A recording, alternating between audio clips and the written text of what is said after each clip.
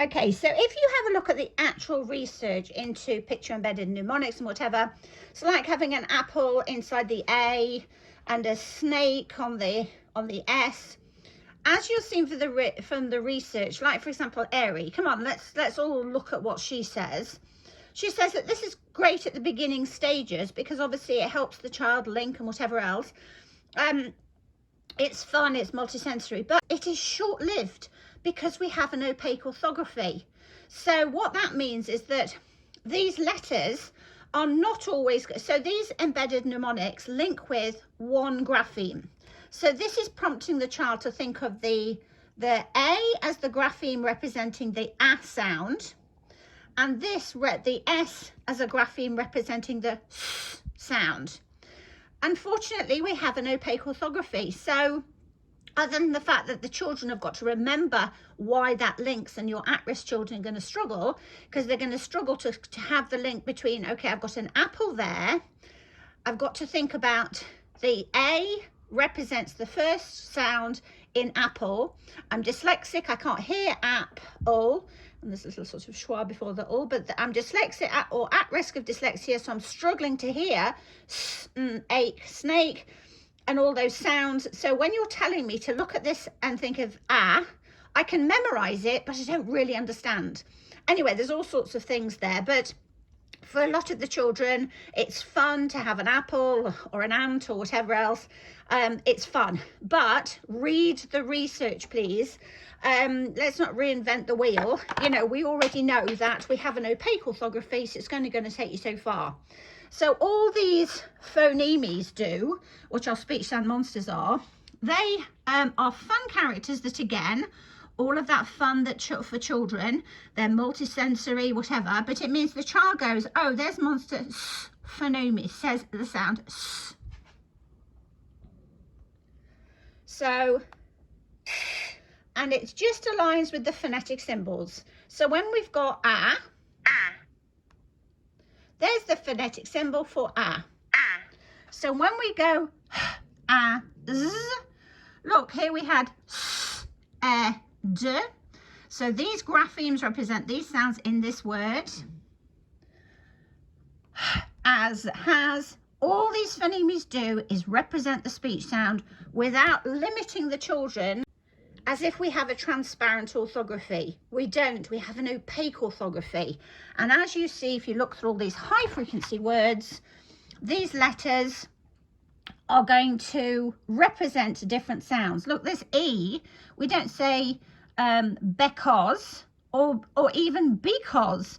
We say because. So this E there is represented by that E sound. And because the children aren't limited to looking at that E with an egg on it or whatever else and going but and then having to apply a set for variability, they go straight to the sound value. But because, even if they say it differently. So if they go after, if they say after, they go, oh, I don't want that monster there. I want that monster there. So they can change it to after. It's really, really simple. Now, if you're in England, it is mandated that the children hear the sounds like cupboard. How many sounds would there be? Cupboard. Let's just put the speech sound lines. Cupboard. Cupboard. Cupboard. Cupboard. And what happens in England is that the synthetic phonics, the guidance in the spelling, the reading, the writing frameworks, are that the phonemes map with the graphemes. And most of the time it's very, very straightforward. So if you think about the word cupboard, then we're just going to assign the graphemes. So k, b, d. Oops.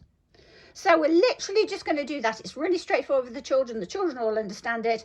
Some people who do, I don't know, linguists, whatever else, argue about things and they say that's not a used grapheme or silent or whatever else. Well, in England, we're getting right away from silent letters because it's confusing to the children. It can be very mathematical, cupboard, And if you are showing the representations, the spelling choices, then the children go, oh, okay, so yes, so there it is.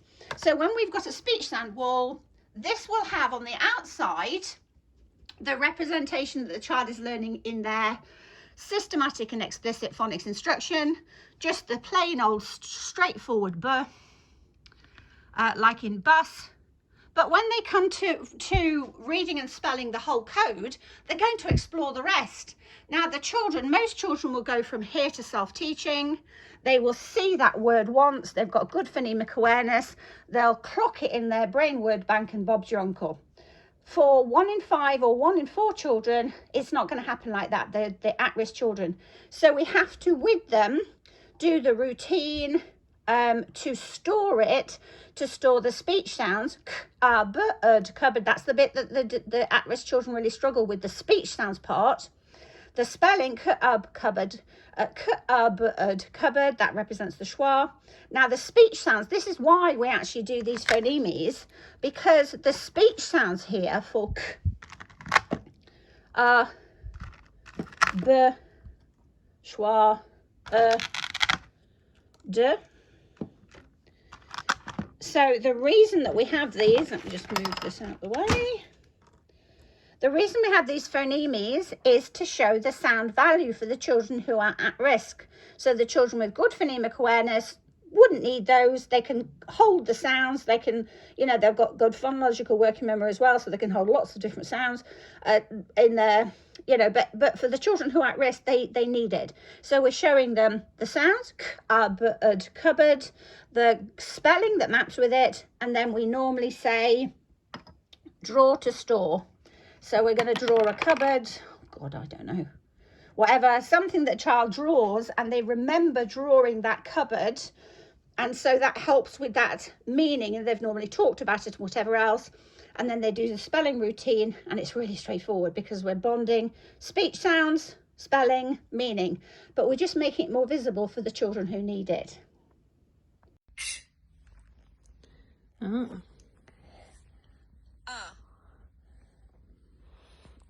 Sorry. No. B.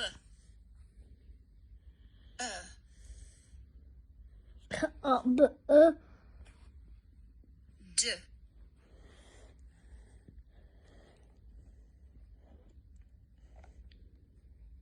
Cupboard.